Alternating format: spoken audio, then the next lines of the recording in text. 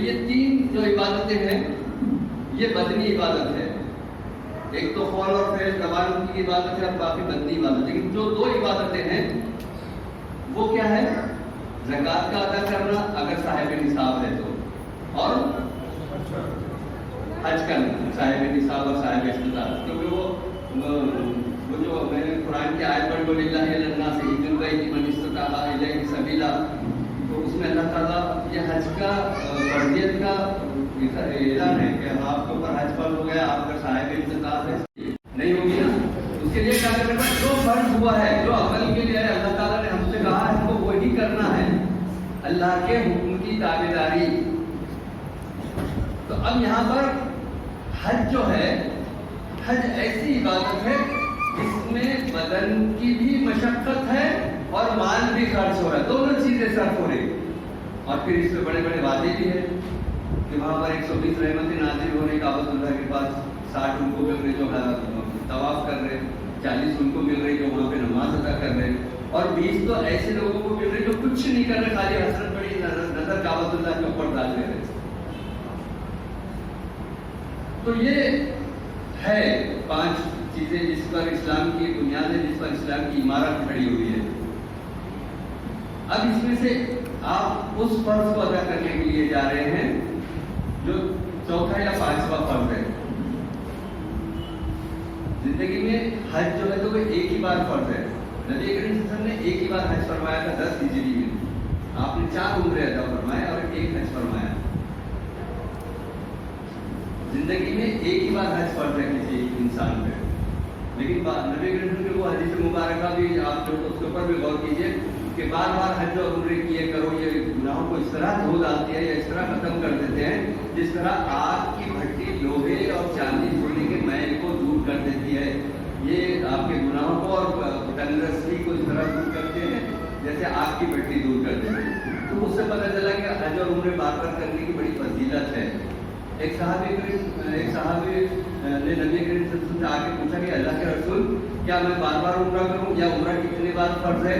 آپ نے کہا کہ نہیں، ایک ہی بار واجب ہے، فرض نہیں ہے، عمرہ واجب ہے ایک ہی بار زندگی میں. تو بولے پھر کیا عمرے بار بار کرنا چاہیے یا نہیں کرنا چاہیے؟ آپ نے کرو یہ افضل ہے. اور یہ حدیث بھی اس کی طرف اشارہ کرتی ہے کہ عمرے اور حج بار بار اگر آپ کو اللہ نے نوازا ہے تو کرنا چاہیے. تو ہے سب اللہ کا حق کوئی ادا نہیں کر سکتا، لیکن اللہ کو راضی کرنا بڑا آسان ہے. میری بیٹیاں، میری مائیں یہاں پر پہلے بیٹھی ہیں میری یہاں پر. اگر آپ کی بہو کی گود میں یا بیٹی کی گود میں چھوٹا سا بچہ ہے جس کو ابھی زبان نہیں ہے، جو بول نہیں سکتا ابھی، ایسا بچہ آپ کی بہو کے یا بیٹی کے گود میں ہے تو وہ بچہ اپنے مطالبات کو کیسا منواتا ہے؟ کوئی بیٹی بتائے کیسا منواتا ہے؟ رو کے منواتا ہے نا. اور وہ ماں جو ہے نا، اس کو چھوٹا سا بچہ اپنی ماں سے اپنی ضرورت کو کیسا منوا لیتا؟ رو کے راضی کر لیتا اس کو. تو آپ اندازہ لگائیے کہ جو اللہ کئی ماؤں سے زیادہ محبت کرنے والا ہے، اگر اس کے سامنے گر گڑا کے آپ معافی مانگیں گے اور اس سے توبہ کریں گے اور اس کے سامنے جیسا آنسو بہائیں گے تو کیا وہ معاف نہیں کرے گا؟ وہ کئی ماؤں سے محبت کرنے والا ہے. تو میرے بھائی جانے سے پہلے اور اس کا پہلے طریقہ یہ ہے کہ آپ تہجد کو اٹھیے. جو لوگ کا معمول ہے تہجد کو اٹھنے کا، ماشاءاللہ بہت اچھی بات ہے. نہیں ہے تو معمول بنانے کی کوشش کیجیے. کوئی مجبوری ہے تو ٹھیک ہے، آج خالی دعا مانگنے کے لیے جو تہجد پڑھ لیجیے. میری بہنیں بھی پڑھ لیں گی، میری بیٹیاں بھی پڑھ لیں گی. تہجد میں آپ تیسرے پہر کو اٹھیے. 3 بجے 3:30 بجے کا وقت ہوتا ہے. 5 اذان ہو رہی، 5:30 جیسے 5 بجے جماعت ہو رہی ہے. مکہ میں 5 بجے جماعت ہوگی، 5:30 بجے 4:30 بجے اذان ہوگی، 5 بجے جماعت ہو رہی تھی. ابھی میں رمضان میں تھا وہاں پہ. تو آپ نے اٹھ کے وضو کر لینا ہے، اچھے سے وضو کر لیجیے. اور وضو کرنے کے بعد میں 2 رکعت 4 رکعت 6 رکعت 8 رکعت جو آپ کا معمول ہے، جتنا آپ کی دل بولے اتنی رکعت نفل پڑھ لیجیے. اور اس کے بعد پھر اللہ کے حضور میں سربراہ ہو کے سر پر سجود ہو کر دعا کر لیجیے کہ اللہ تعالیٰ میں بڑا گناہگار بنتا ہوں، مجھ سے کتنی خطائیں ہوئی ہوگی زندگی میں نے کتنی غلطیاں کیا ہوں گا، میں نے کتنے آپ کے احکامات کی پامالی کی ہوگی. اے اللہ، آپ کا ندا لگانے والا ندا لگاتے رہا کہ آؤ کامیابی کی طرف, آؤ فلاح کی طرف. اور میں نے کامیابی اور فلاح اپنے کاروبار کو اور اپنے بزنس کو اور اپنی جو دوسری مصروفیات کو سمجھ کے میں اس کو اوائڈ کر کے یا اس کو نظر انداز کر کے وہاں سے نکل گیا. اے اللہ میں نے بڑی غلطیاں کی ہیں, مجھ سے بڑی کوتاہیاں ہوئی ہیں. اے اللہ اب میں آپ کے دربار میں آپ کے گھر کے پاس حاضر ہو رہا ہوں اے اللہ, اور آپ نے مجھے اپنا مہمان بنا کر بلایا ہے اللہ. آج جانے سے پہلے میری خطاؤں کو, میری غلطیوں کو, میری نازشوں کو معاف فرما دیجیے اللہ تعالیٰ. توبہ کر لیجیے, اللہ کو توبہ بڑی پسند ہے. اللہ تعالیٰ انشاءاللہ معاف فرما دے گا سب کے گناہوں کو. اور اس کے اگر ایسے وقت میں جب کہ آپ اللہ کے حضور میں گڑ گڑا رہے ہیں اور معافی طلب کر رہے ہیں, اور ایسے وقت میں اگر آپ کی آنکھ سے کوئی آنسو نکل جاتا ہے تو پھر اس کو تو فرشتے اٹھا کے لے جاتے کہ اللہ یہ تیرا بندہ ہے, یہ تیری بندی ہے, اے اللہ یہ تجھ سے معافی طلب کر رہی ہے, اے اللہ اس نے زندگی میں جو گناہ کیا ہے یہ اب اس پہ نادم ہے, اے اللہ یہ اقرار کر رہا ہے, یہ اقرار کر رہی ہے کہ آج کے بعد میں اس سے یہ گناہ نہیں کروں گی, اللہ یہ نہیں کروں گا, اللہ مجھے معاف کر دے. اور اس درمیان میں اللہ اس کی آنکھ سے یہ موتی نکلا ہے, اللہ اس کو قبول فرما لیجیے اور اس کو معاف فرما دیجیے. کریں گے انشاءاللہ سب؟ ہاتھ اٹھا کے بولیے. یہ ہاتھ میں معذرت چاہتا ہے, نہیں بھی ہے, نہیں اٹھانا چاہیے, لیکن میں یہ آگے جواب دے سکتی, میں اس طرف نظر نہیں کروں گا. تو یہ کر لیجیے آپ دیکھیں گے کہ جانے سے پہلے ہی ہم نے اپنے گناہ معاف کروا لیے, بات کر کے انتظار کرنا. اور ہمارے حضرت مولانا محمد ریاض الدین فاروقی دامت برکاتہ اپنے رحمۃ اللہ علیہ فرمایا کرتے تھے کہ اللہ تعالیٰ پہلے قبول کرتے ہیں پھر بلاتے ہیں. بلا کے قبول کرنا تو الگ چیز ہے, لیکن بلانے کے پہلے اللہ تعالیٰ قبول کر لیتے ہیں. تو اسی لیے اللہ کو منا لیجیے, اللہ کو راضی کر لیجیے, اور اس کے بعد اب دوسرا کام کرنا ہے. ایسا یہ تو بڑا آسان کام تھا, کیونکہ دو چیزیں ہم کو نماز میں بتائی گئی. ہم نے ایسی کیفیت پیدا کرو کہ آپ اللہ کو دیکھ رہے ہیں. ہم جیسے ناچیز میرا بڑا ہونا ہے, یہاں پر میرا جیخانی ہونا ہے, یہاں پر میرا ساتھ ہونا ہے, یہاں پر میرا بہو ہونا ہے, یہاں پر میرا بڑی بہن ہونا ہے. یہ سب انائیں جو بیچ میں آتی ہیں یہاں پر. آج آپ اللہ کو راضی کرنے کے لیے جا رہے ہیں. سب سے پہلے آج یہاں پر بیٹھے بیٹھے میری بہنیں بھی, میری بیٹیاں بھی اور میرے بھائی بھی یہ نیت اپنے دل میں کر لیجیے سچی کہ میں جو جا رہا ہوں اس میں میری نہ دولت کا کمال ہے, نہ صحت کا کمال ہے, نہ میرے جو تو اور کسی چیز کا کمال ہے, بلکہ میرے اللہ نے مجھے قبول کیا ہے. اور یہ جو آپ کی قبولیت ہے نا, یہ آج یا کل نہیں ہوئی, حج کمیٹی نے نہیں کی, ایک مہینہ پہلے یا 15 دن پہلے قرآن دازی کر کے. یہ 5,500 سال پہلے جب کعبۃ اللہ کی تعمیر فرمائی تھی حضرت ابراہیم علیہ السلام نے, اس وقت آپ کی روح نے جو لبیک کہا تھا, اسی وقت آپ کا انتخاب ہو گیا تھا کہ آپ 2023 میں حج کو جانے والے ہیں. کیا واقعہ تھا وہ؟ حضرت ابراہیم علیہ السلام تو شام میں تھے, کعبۃ اللہ تو مکہ میں نہیں تھا. جب کعبۃ اللہ دنیا جب سے قائم ہوئی ہے تب سے لے کر ابھی تک 12 بار تعمیر ہوا. یہ جنرل نالج والی باتیں ہیں. 12 بار ابھی تک تعمیر ہوا. دنیا قائم ہونے سے پہلے فرشتے کہتے ہیں کہ دنیا قائم ہونے سے 5,000 سال پہلے سے ہم کعبۃ اللہ کا طواف کرتے تھے. وہاں پہ موجود تھا اللہ کا گھر. جب دنیا کو قائم فرمایا اللہ تعالیٰ نے, فرشتوں نے وہ گھر کو اٹھا کے آسمان پہ لے کے چلے گئے, جو بیت المعمور ہے. آج بھی فرشتے اس کا طواف کرتے ہیں, لیکن کسی فرشتے کو ایک سے زیادہ طواف کرنے کی اجازت نہیں ہے. ہم خوش نصیب ہے کہ ہم 10 طواف کریں, 100 طواف کریں, 10,000 طواف کریں. میرے بھائی اب یہ جو مرحلہ ہے بڑا عجیب ہے. اپنی بہن سے کو راضی کرنا ہے.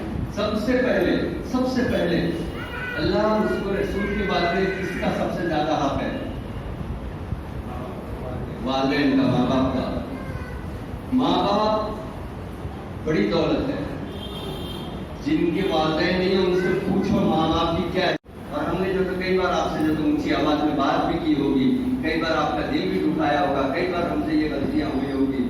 اب میں حج کے لیے جا رہا ہوں ماں, میرے والد, اب میں حج کے لیے جا رہا ہوں. اللہ راضی نہیں ہوگا اگر آپ راضی نہیں ہوں گے.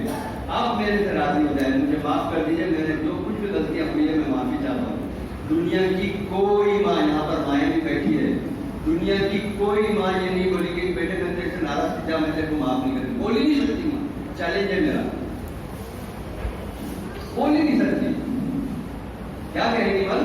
ارے میرے لال تم نے کہاں غلطی کی بیٹا, میں تو میرا لال ہے, تو میرا بیٹا ہے. بیٹے اگر کوئی تیرے سے غلطی بھی ہوئی تو آج میں نے آپ جنت کے مستحق ہو گیا، والد سے معافی مانگ لیجیے۔ اس کے بعد میں اقربا کا حق ہے۔ اقربا میں کون کون آتے ہیں؟ خون کے رشتے، بہن ہے، بھائی ہے، بیٹی ہے، جو خون کے جتنے بھی رشتے ہیں وہ اقربا میں شمار ہوتے ہیں۔ ان میں سے آج ہمارا یہ حال ہے کہ بہن کی بہن سے بات بند ہے، بھائی کی بہن سے بات بند ہے۔ آج ہم نے جو اپنے رشتوں کو، خونی رشتوں کو جو تو چند دولت کے لیے، کبھی کوئی اور وجہ سے، یا اپنی بڑائی کے لیے، یا اپنی انا کی خاطر ان سے جو تو ہمارے رشتے ٹوٹے ہوئے ہیں۔ آج آپ اللہ کو راضی کرنے کے لیے جا رہے ہیں، اس کو راضی کر لو، اپنے بھائی کو راضی کر لو۔ آپ بڑے ہیں، چھوٹے بھائی سے جا کے معافی مانگ لو، وہ بھی آپ سے لپٹ جائے گا کہ بھائی تم تو میرے بھائی ہے، تو یہ کر لو میرے بھائی۔ یہ بڑا مشکل مسئلہ ہے لیکن آسان بنا رہا ہوں اس کو۔ ہمارے پاس میں معافی مانگنے کی بڑی اہمیت ہے، اور جو بندے سے معافی نہیں مانگتا نا، وہ اللہ سے کبھی معافی نہیں مانگتا۔ اس کے اندر اتنی انا ہے کہ وہ اللہ کے سامنے جھکنا نہیں چاہتا۔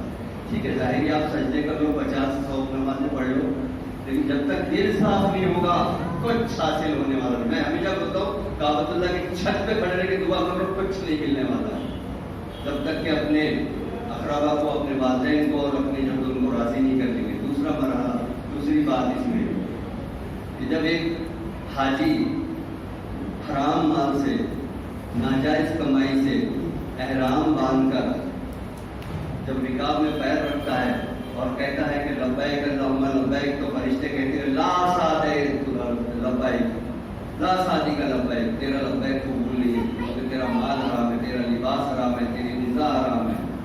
اور جب ایک حلال مال سے، ساتھ میں حلال کے مال سے جو حج کرنے کے لیے جاتا ہے، اور جب وہ لبیک پکارتا ہے تو فرشتے کہتے ہیں کہ تیرا لبیک قبول ہے، تیرا مال حلال ہے، تیرا غذا حلال ہے، تیرا لباس حلال ہے۔ تو کوشش یہ کیجیے بلکہ یہ بات یقینی بنائیے کہ حرام مال سے کوئی عبادت قبول نہیں ہوتی، نہ صدقہ قبول ہوتا ہے، نہ وہ قبول ہوتی، نہ نمازیں قبول ہوتی، اور نہ حج قبول ہوگا۔ اس بات کے لیے کوشش کیجیے۔ جانے سے پہلے اگر کسی کا حق ہے، کسی بہن کا، ہمارے پاس میں زیادہ تر بہنوں کے حق بڑے دبائے جاتے ہیں، جو شریعت نے مقرر کی ہے، بھائی کا ایک حصہ بہن کے، تو بھائی کے 2 حصے، بہن کا 1 حصہ، تو اس کو اگر آپ نے کہیں آپ سے غلطی ہوئی ہے، کوتاہی ہوئی ہے، تو وہ اس کا حصہ دے دیجیے، یا اور کسی کا لینا دینا ہے تو وہ کلیئر کر لیجیے۔ اب آپ ایسے ہونے کے لیے جا رہے ہیں کہ آپ کے اوپر کوئی گناہ باقی نہیں رہنے والا ہے، تو اس کے لیے یہ آپ کو قربانیاں دینا پڑیں گی۔ ہماری بہنوں میں اکثر یہ باتیں ہوتی ہے کہ ساس کی بہو سے بات بند، بہو کی ساس سے بات بند، یا بہو ساس سے ناراض۔ آپ یہاں پر اب اللہ کو راضی کرنے کے لیے جا رہے ہیں، اگر ساس بھی ہے، آپ بڑی ہیں، آپ کا ماں کے برابر مرتبہ ہے، اپنی بہو سے معافی مانگ لے، بیٹی تم تو میری بیٹی ہے، میرے سے زندگی میں کبھی غلطی ہوئی ہوں گی، میں نے تیرے کو اونچی آواز بولی ہوں گی، تیرے کو ڈانٹی ہوں گی، تو مجھے اپنی ماں سمجھ کے معاف کر دے، میں حج کو لیے جا رہی ہوں، میرا اللہ راضی نہیں ہوگا۔ بہو اگر جا رہی تو اپنی ساس سے، ساس تو ماں کا درجہ رکھتی ہے نا، اس سے معافی مانگ لے، جیٹھانی دیورانی سے، ننند سے۔ میں نے دیکھا حرم کے اندر بیٹھ کے جو خاتون دوسری خاتون کو بول رہی ہے کہ میری ننند کا ہی میرے سے ملنے کا، میں حج بار نہیں چلتی میرے پہ، حرم کے اندر بیٹھ کے یہ وہی بات، اور یہ جو تو بات ہو رہی ہے، کیا عمل قبول ہوں گے ہمارے؟ دلوں کو صاف کر لیجئے، ایک دوسرے سے معافی تلافی کر لیجئے جانے سے پہلے، یہ سب عمل کر لیجئے، اس کے بعد پھر حج کو جائیں گے نا، آپ تو آپ کی کیفیت ہی بدلی ہوئی ہوگی، اور جب واپس آئیں گے تو پھر حج مبرور نصیب ہوگا، ورنہ حج مبرور نصیب ہونے والا نہیں ہے۔ کریں گے انشاءاللہ سب کچھ، خواتین بھی انشاءاللہ، خواتین کی طرف سے آواز کم آ رہی ہے میری بہنوں کی، جی انشاءاللہ۔ اب یہاں پر دیکھیے، میں نے آپ سے عمرے کے بارے میں کہا ہے، تو عمرے میں 4 کام میں نے آپ کو بتایا تھا، 4 کام کرنے کے ہوتے ہیں، 4 میں سے 2 واجب ہے اور 2 فرض ہے، 2 فرض ہے اور 2 واجب ہے۔ پہلا فرض کیا ہے؟ اپنے ملک کی میقات سے احرام باندھنا۔ اب میں یہاں پہ ایک بات آپ سے، 2 باتیں ذکر کیا کہ ایک تو میقات اور دوسرے احرام۔ پہلے میں میقات کی تفصیل آپ کو بتا دوں۔ میقاتیں 2 طرح کی ہوتی ہیں، ایک ہے میقات زمانی اور دوسری ہے میقات مکانی۔ میقات زمانی کیا ہے حاجی صاحب، کوئی بتائے گا؟ میقات زمانی کہتے ہیں حج کے مہینوں کو۔ حج کے مہینے کون کون سے ہیں؟ شوال کا پورا مہینہ ہے، ذیقعدہ کا پورا مہینہ ہے، اور ذی الحجہ کا پہلا عشرہ، پہلے 10 دن۔ یہ جو تقریباً 1.5 مہینے کے قریب قریب جو ہے یہ حج کے مہینے ہیں، ان کو حج کے مہینے کہتے ہیں، ان کو میقات زمانی کہتے ہیں. اور حج جو ہے تو حج کے مہینوں میں کیا جا سکتا ہے. اگر کوئی یہ کہے کہ میں محرم میں جا کے حج کروں گا، یا میں 12 وفات میں جا کے حج کروں گا، یا میں 11ویں میں جا کے حج کروں گا، تو حج ہوگا کیا حج صاحب؟ نہیں ہوگا. کیا کر سکتے؟ عمرہ کر سکتے. حج کے لیے وہ قرآن میں آیا نا بشر معلومات، تو وہ آیا جو ہے وہ حج کے ایام کے بارے میں چاہیے کہ حج کے چند مخصوص مہینے ہیں، جس میں شوال کا پورا مہینہ، ذیقعدہ کا پورا مہینہ اور ذی الحجہ کے پہلا عشرہ یا پہلے 10 دن، یہ حج کے ایام میں، انہی ایام میں حج کا احرام باندھا جا سکتا ہے. دوسری بات میں نے آپ سے کہا کہ میقات، دوسری چیز ہے میقات مکانی. میقات مکانی کے معنی وہ ہے کہ ہر ملک کے سمت میں جو حد مقرر کر دی گئی ہے. دیکھیے یہ ہمارے ساتھی نے آپ کو نقشہ بنا کے بتایا کہ جو بلیک ڈاٹ آپ کو نظر آ رہا ہے بیچ میں، یہ کعبۃ اللہ ہے. کالا جو ڈاٹ نظر آ رہا ہے یہ کعبۃ اللہ ہے، اور کعبۃ اللہ کے آس پاس جو چھوٹا دائرہ نظر آ رہا ہے آپ کو، یہ حدود حرم ہے. کعبۃ اللہ سے لے کر کچھ دوری تک کے جو حصہ ہے جس کو اللہ تعالیٰ نے مقرر کر دیا تھا.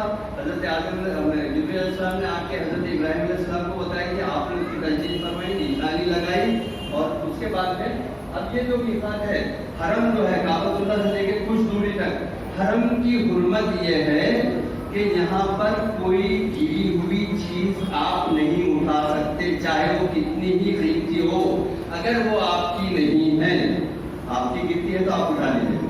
کوئی گری ہوئی چیز آپ یہاں سے نہیں اٹھائیں گے. یہاں کی گھاس بھی آپ نہیں کاٹ سکتے، اس کی حرمت کا یہ عالم ہے. یہاں پر لڑائی جھگڑا نہیں کر سکتے. اس کے علاوہ آپ یہاں پر یہاں تک فرمایا بزرگوں نے کہ آپ کوئی جانور اگر سائے میں کھڑا ہے تو آپ اس کو ہٹا کے خود سائے میں بھی نہیں کھڑے رہ سکتے، حرمت ہے. اور اس کے بعد میں جو بڑا دائرہ نظر آ رہا ہے آپ کو، یہ بڑا دائرہ ہے جو ہے تو بیچ کا جو حصہ ہے وہ ہل ہے، اور بڑا دائرہ جو ہے وہ میقات ہے، دنیا کی میقات ہے. اس کے باہر کی جو پوری دنیا ہے وہ کیا ہے؟ آفاق ہے. تو ہم لوگ کون ہیں؟ آفاقی مت بولے، وہ الگ کرنا تو پچھلے بات آفاق کے رہنے والے ہیں. آئیں گے مکہ شریف میں جانے سے پہلے اپنے وطن کی میقات سے احرام باندھ کر جانا واجب ہے ان کے لیے، چاہے وہ حج کے لیے جا رہے ہوں. اس میں میقات مختلف سمتوں میں مختلف ہے. مدینہ سے آنے والوں کے لیے ذوالحلیفہ یا بیر علی ہے، وہ وہاں سے احرام باندھیں گے. آپ کے ہمارے ملکوں سے پاکستان اور انڈیا سے جانے والوں کے لیے یلملم ہے، ہم وہاں سے احرام باندھیں گے. ذات عرف ہے.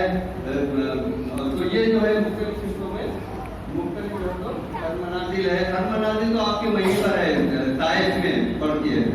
تو بہرحال یہ میقات ہے. لیکن اب ہمارے پاس اس کی بہت زیادہ اہمیت اس لیے نہیں ہے کہ ہم کیا کرتے ہیں، گھوڑے پہ، اونٹ پہ یا پانی کے جہاز سے سفر نہیں کرتے، ہم ہوائی جہاز سے سفر کرتے ہیں. اور جب آپ ہوائی جہاز سے سفر کرتے ہیں تو خان منازل اور یلملم کے اوپر سے 2 میقاتوں میں سے پلین آتا گزر کے بھی جدہ میں لینڈ کرتا، تو 2 میقاتوں سے ہم گزر جاتے ہیں. اس لیے ہم کیا کرتے ہیں، اپنے وطن کے ایئرپورٹ سے احرام باندھ لیتے ہے نا.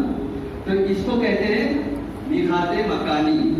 اور جب آپ مکہ میں چلے جائیں گے، مکہ کے میں جانے کے بعد میں آپ مکہ کے رہنے والے ہو جائیں گے. اگر آپ 15 دن رہو، 20 دن رہو یا 1 مہینے رہو، جتنے دن بھی آپ مکہ میں رہیں گے تو آپ مکہ کے رہنے والے شمار ہوں گے. تو ان کے لیے یہ حکم ہے کہ جب وہ اپنے عمرے کا احرام باندھے یا حج کا احرام باندھے تو وہ کہاں سے باندھیں گے. اب میقات پہ آ کے باندھنے کی ضرورت نہیں، کیونکہ میقات ہیں.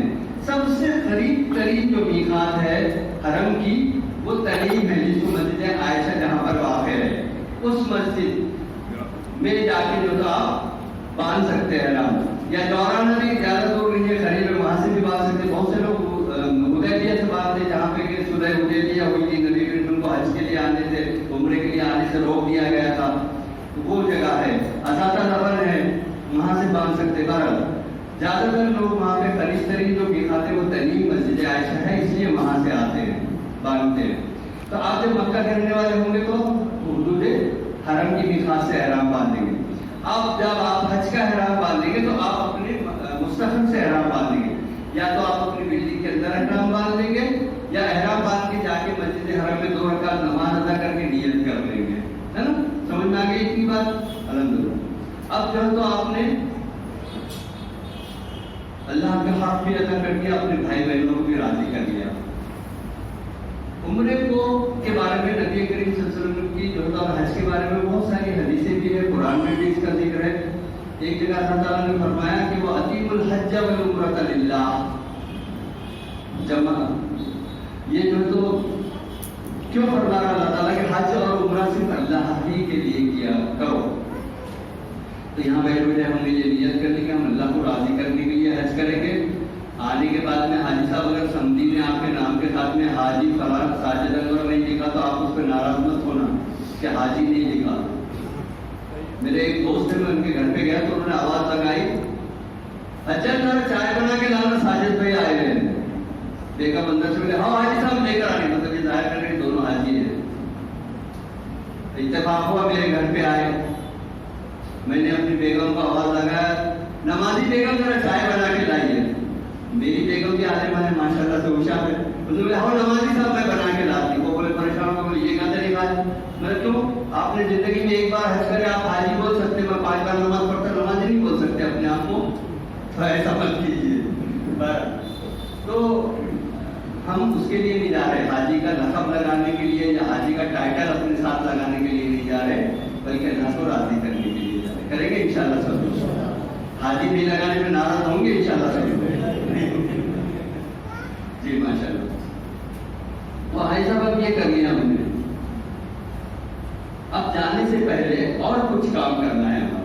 اور کچھ کام کیا کرنا ہے کہ آپ کی جو تاریخ آ جائے گی، آپ کو جب ایسا لیٹر آ جائے گا ہمارے ساتھی نے جو بتائے ہیں آپ کو، تو اس لیٹر میں آپ کی جانے کی ڈیٹ ہوگی، تاریخ ہوگی۔ اس سے پہلے کچھ کام کرنا یہ ہے کہ آپ جو غیر ضروری بال نکالنے کا ان پہ 40 دن سے زیادہ نہیں رکھنے کا، مرد و خواتین کو زیر ناف اور زیر بغل وہ صاف کر لیجیے، کیونکہ احرام کی حالت میں بال کا ٹوٹنا بھی مطلب سزا کا بحث ہے۔ تو وہ بہنیں ہماری اور بھائی ہمارے جو تو زیر ناف زیر بغل دور کر دیں گے۔ بھائی ہمارے تھوڑے سے بال کم کر لیجیے تاکہ وہاں کے حجام کو زیادہ تکلیف نہ ہو حالات کرنے میں، اگر چاہتے ہیں آپ تو۔ اور دوسرا کام یہ کرنا ہے کہ جانے سے پہلے، احرام باندھنے سے پہلے آپ غسل کر لیجیے۔ غسل کرنا مسنون ہے، سنت ہے، فرض یا واجب نہیں ہے۔ اگر آپ کی طبیعت خراب ہے تو نہیں بھی کر سکتے، آپ وضو کر لیجیے۔ بہنیں میری، بیٹیاں میری اگر یہاں پر اس وقت جبکہ وہ احرام باندھ رہی ہیں، احرام باندھنے سے پہلے اگر وہ ناپاکی کی حالت میں تھی، جیسا کہ میری بیٹی میری بہن کے ساتھ مہینے میں کچھ ایام ایسے ہوتے ہیں کہ جو ناپاکی کے ہوتے ہیں، وہ ایام 5 دن بھی ہو سکتے، 7 دن بھی ہو سکتے۔ ہماری بہنوں کو پتہ ہے، ڈیٹ بھی بہت ساری بیٹیوں کو اور بہنوں کو معلوم رہتی ہے کہ کون سے ایام ہمارے کون سی تاریخوں میں آتے ہیں۔ اگر ایسے وقت میں جبکہ آپ احرام باندھ رہی ہیں حج کا یا عمرے کا، تو آپ کے ساتھ ایسا معاملہ پیش آتا ہے تو گھبرانے کی کوئی بات نہیں۔ آپ اسی حالت میں بغیر نماز پڑھے کے احرام کا اسکارف جو ہماری بہنیں باندھتی ہیں بالوں کو چھپانے کے لیے، وہ باندھ سکتی ہیں۔ صرف وہ نماز نہیں ادا کرے گی اور مسجد حرم میں نہیں جائے گی۔ اور اگر اچھی حالت میں احرام باندھ لیے تھے لیکن بعد میں ایسی کیفیت پیدا ہوئی، یہاں پر میں ایک بات بتاؤں، ایک سال ہمارے پاس ایئرپورٹ پہ ایسا واقعہ پیش آیا کہ حاجی صاحب ٹوائلٹ کے سامنے پریشان حال تھوڑے سے کھڑے ہوئے نظر آئے۔ ہم لوگوں کو بہت ایکسپیرینس ہو جاتے کام کرتے ہوئے، مجھے پتہ چلا کہ بہن بیوی شاید اندر ہے اور کچھ نہ کچھ مسئلہ ہے۔ بہرحال میں نے جا کے ان سے دریافت کیا تو انہوں نے بتایا کہ بھائی ایسا ایسا معاملہ پیش آ گیا ہماری بیوی کے ساتھ میں، اور ہم کو جو وہ لگنے والی چیزیں اس کے لیے ہوتی ہے وہ میں نے ہینڈ بیگ میں نہیں رکھا بلکہ لگیج والے بیگ میں ڈال دیا۔ تو اب مسئلہ یہ ہے کہ اب کیا کریں، تو میں نے خیر منگا کے ان کو ایئرپورٹ پہ تھے تو میں نے منگا کے دے دیا۔ اگر کلیم کریں گے تو ہمارے ساتھی نے بتایا کہ وہاں پر بھی اس کا انتظام ہوتا ہے، لے سکتی ہے، لیکن ہماری بہنوں کو اتنی زیادہ نالج بھی نہیں ہوتی، بہت ساری ہماری بہنیں جو پڑھی لکھی ہوں گی وہ کر لیں گے۔ تو اس کے لیے میرا بولنے کا یہ مقصد اس لیے ہے کہ آپ ایسا کوئی چیز اپنے ساتھ میں ہینڈ بیگ میں رکھیے، جو آپ کا پرس ہے یا جو آپ کے ساتھ میں پلین میں جا رہا ہے ہینڈ بیگ 7 کلو والا، اس میں رکھیے تاکہ آپ کو اگر ایسا کبھی کبھی کیا ہوتا ہے ہماری ڈیٹ آگے رہتی ہے لیکن ہم کو جو تو ایکسائٹمنٹ کی وجہ سے یا بہت زیادہ ایگزرشن کی وجہ سے وقت سے پہلے بھی ایسا کوئی عمل ہو سکتا ہے۔ اس لیے میں اپنی بہن بیٹیوں سے کہوں گا کہ ایسی کوئی چیز اپنے ہینڈ بیگ میں یا پرس میں ایک رکھے تاکہ ایسا وقت ضرورت آپ کو تکلیف اور پریشانی نہ ہو۔ اب یہاں پر آپ نے غسل کر لینا ہے. اس کے بعد میں غسل کر لیجیے اچھے سے. غسل کرنے کے بعد میں کیا کریں گے آپ؟ خوشبو لگا لیں گے. احرام کی حالت میں خوشبو لگانا منع ہے. میں جب احرام بات میں تو آپ کو پوری پابندیاں بتاؤں گا اس کو. لیکن کیونکہ نبی کریم صلی اللہ علیہ وسلم حضرت بی بی عائشہ صدیقہ رضی اللہ تعالیٰ عنہا نے جو تو احرام باندھنے کے بعد میں عطر لگایا تھا، تو عطر لگانا سنت ہے گویا. عطر لگایا جا سکتا ہے، لیکن جب عطر لگائیں گے ہم تو ایسا عطر نہ لگائیں کہ جس کی جسم باقی رہتا، خوشبو رہے جسم باقی نہ رہے. خوشبو والا عطر لگا سکتے، جس کے کلر کپڑوں کو لگ جائے ایسا عطر نہیں لگائیں گے. ہماری بہن چاہے تو حاجی صاحب کو عطر لگا کے وہ سنت بھی بی بی عائشہ کی جو ادا کر لے سکتی ہے ماشاء اللہ. اس کے بعد میں حاجی صاحبان کیا کریں گے؟ احرام باندھ لیں گے. احرام کی جو یہ چادر ہے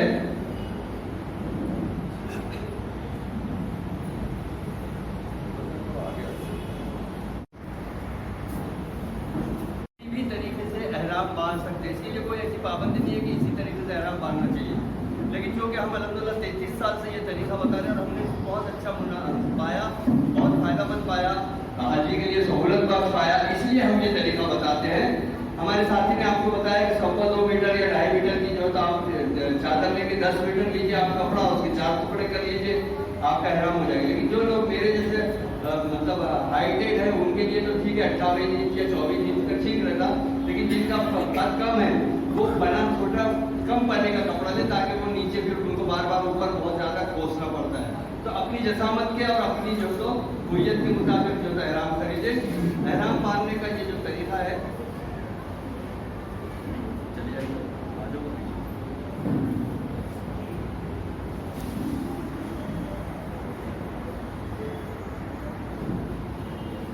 اس کو کیا کیجیے کہ دونوں سرے ملا دیجیے. اب میں نے اگر یہ اس کو الٹے ہاتھ میں پکڑا تو آپ بھی کو الٹے ہاتھ میں پکڑنا ضروری نہیں، سیدھے ہاتھ میں بھی پکڑ سکتے ہیں. اور کرنے کے بعد میں پیروں کو وشرام والی پوزیشن میں کر لیجیے. تھوڑا سا پھیلا لیجیے پیروں کو اور اس کو تھوڑا سا لوز کر لیجیے اس طریقے سے. اور لوز کرنے کے بعد سے پھر حاجی صاحب کیا کیجیے، اس کو یہاں پہ یہ جو ہاتھ ہے آپ کا سیدھا ہاتھ یا الٹا ہاتھ، یہ آپ جتنا ٹائٹ لیں گے احرام اتنا اچھا آئے گا. یہ لیجیے، چاہیں تو اس کو ایسا پلٹا کے بھی کھول سکتے اور پورا بھی کھول سکتے ہیں. سمجھ میں آگے بات؟ یہ دیکھیے دونوں سرے ملائیے، اس کو لوز کیجیے، یہاں ہاتھ رکھیے، اس کو موڑیے، یہاں تھوڑا سا کھول دیجیے. اگر آپ نے اس کی باریک باریک سنتیں پوری یہاں تک موڑ دیے نا تو آپ کو بیلٹ لگانے کی ضرورت نہیں رہتی. لیکن بیلٹ ہم کو اس لیے لگانا ہے کہ اس میں ہماری کرنسی ہے، تسبیح وغیرہ ہے، یہ بیلٹ 2 ٹائپ کے آتے ہیں. ایک پہلے کینوس کا آتا تھا، وہ آج کل بہت زیادہ اویلیبل نہیں رہتا، ملتا نہیں. تو یہ بیلٹ لیتے بہت سارے لوگ. میں یہ بیلٹ جب لیں گے تو اس کو تھوڑا سا اپنی جو جسامت ہے اس سے تھوڑا سا لوز رکھیے تاکہ جب کھانا کھائیں گے آپ تو پھر وہ ٹائٹ ہونے کے بعد کھولنا چاہیے. تھوڑا سا لوز رکھ کے رکھیے تاکہ وہ آسانی سے جو. اور بھی طرح کے بیلٹ آپ جو چاہیں وہ استعمال کر سکتے ہیں. اس کو لگا لیجیے اور لگانے کے بعد اس کو پلٹا دیجیے.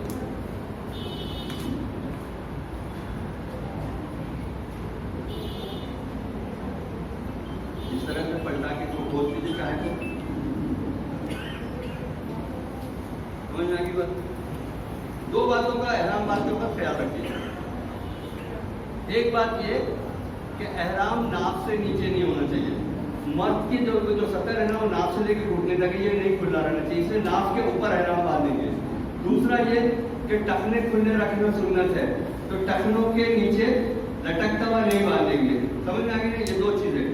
مرد کا جو سطر ہوتا ہے وہ ناف سے لے کے گھٹنے تک رکھتا ہے، اور عورت کا سطر ہاتھ اور ہاتھ کی ہتھیلی اور چہرے کے علاوہ پورا جسم اس کا سطر ہے، اس لیے سب چھپا رہے گا. خالی ہاتھ کی ہتھیلی اور چہرہ کھلا رہے گا احرام کی حالت میں.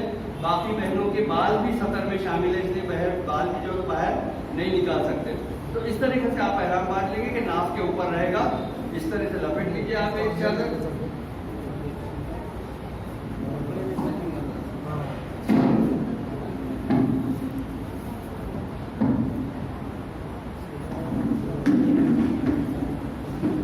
دوسری جو چادر ہے اس کو کیا کیجیے، یہ الٹے ہاتھ والا جو سرا ہے وہ چھوٹا لیجیے. یہ میں نے کل چھوٹا لیا، بہت سارے لوگ سمجھ گئے ہوں گے، نہیں سمجھے ہوں گے تو بعد میں سمجھا دوں گا. یہ چھوٹا حصہ لے کے ناف کے پاس پہنچ لیجیے ایسا.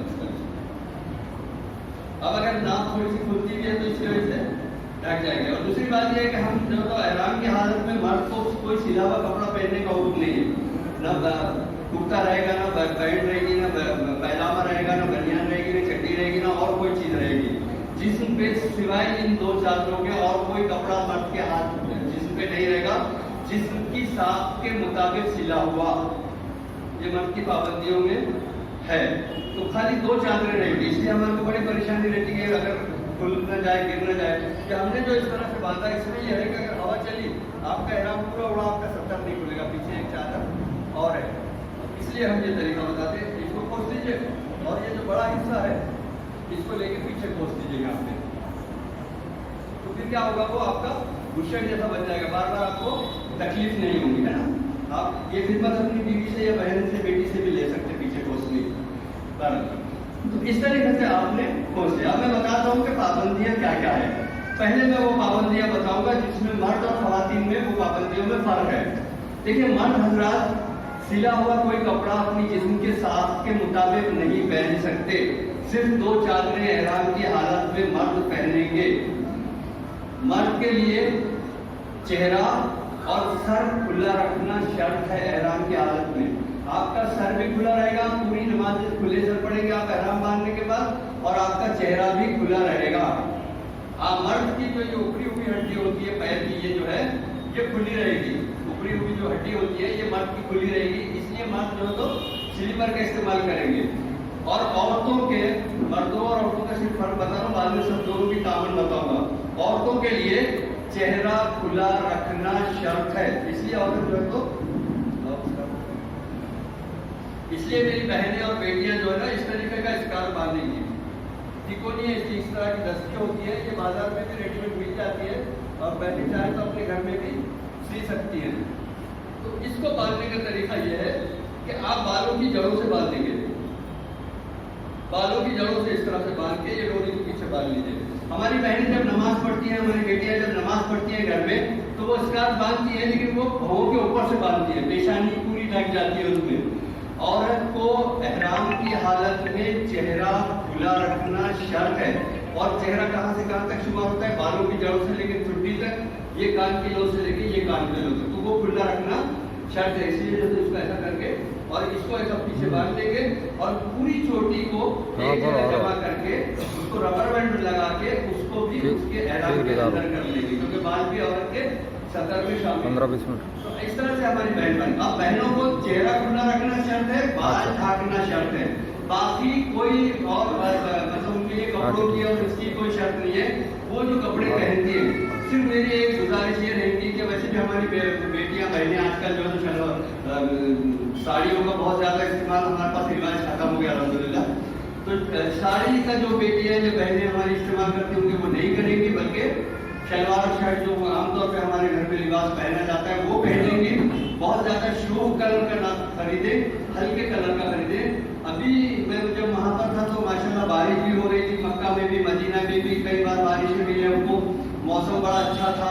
लेकिन अब वहां पर मदीना से निकलते निकलते हमारी जो तो गर्मी मक्का में शुरू हो गई थी और अच्छी खासी गर्मी पड़ना शुरू हो गई थी। आपको सब गर्मी का मौसम मिल सकता है, गर्मी का सामना रहेगा, इसलिए ज्यादा कोशिश ये करें कि कॉटन के या हल्के फुल्के कपड़े खरीदे। बहनें जो जेर जामे वगैरह पहनती है वो तमाम पहन सकती है, उनके लिए इसकी कोई पाबंदी नहीं है, पूरा लिबास अपना पहनेंगी। बहनें पैर में मोजे या सॉक्स भी पहन सकती है, हाथों में हैंड ग्लोव्स नहीं पहनेंगी, क्योंकि ये भी हाथ की हथेली भी जो है ये खुली रखना शर्त है, चेहरा और हाथ की हथेली। समझ में आ गई मेरी बेटियों को, बहनों को? तो ये पाबंदियां दोनों में फर्क है। और बाकी जो पाबंदियां हैं वो मर्द और ख्वातीन की एक जैसी है। वो क्या क्या है भाई साहब? जिस्म के किसी हिस्से का बाल नहीं टूटेगा, नहीं तोड़ेंगे, नहीं काटेंगे, नाखून नहीं तराशेंगे, खुश्की के जानवर का शिकार नहीं करेंगे, शोहर अपनी बीवी के लिए और बीवी अपने शोहर के लिए एहराम की हालत में हराम हो जाती है, वो मखसूस समझ जो मियाँ बीवी होते वो नहीं होगा। जिंदगी देखिए सिर्फ 2 ही बार हराम होती बीवी, एक रोजे की हालत में और एक एहराम की हालत में। जब तक एहराम में रहेगा मर्द, चारों काम नहीं हो जाएंगे, बीवी के साथ में शहवानी गुफ्तगू भी नहीं की जा सकती, ना बीवी कर सकती है शोहर कर सकते हैं। उसके अलावा खुशकी के जानवर का शिकार नहीं करेंगे, खुशबू नहीं लगाएंगे, का इस्तेमाल नहीं करेंगे, खुशबू नहीं खाएंगे, कच्ची खुशबू। तो ये सब पाबंदियां हैं। इन पाबंदी, लड़ाई झगड़ा नहीं करेंगे, इन सब पाबंदियों का के बाद में आप पर लागू हो जाती है। और ये जो पाबंदियां हैं ये वाजिब है। लेकिन हम नमाज पढ़ते हैं, हमारे नमाज कितने फर्ज है? 7 फर्ज है। वाजिबात कितने हैं? 14 वाजिबात है। अगर कोई नमाज में फर्ज तक हो जाता है, जैसे आपने तकबीर तहरीमा के साथ ही नमाज शुरू नहीं करी या रुकू नहीं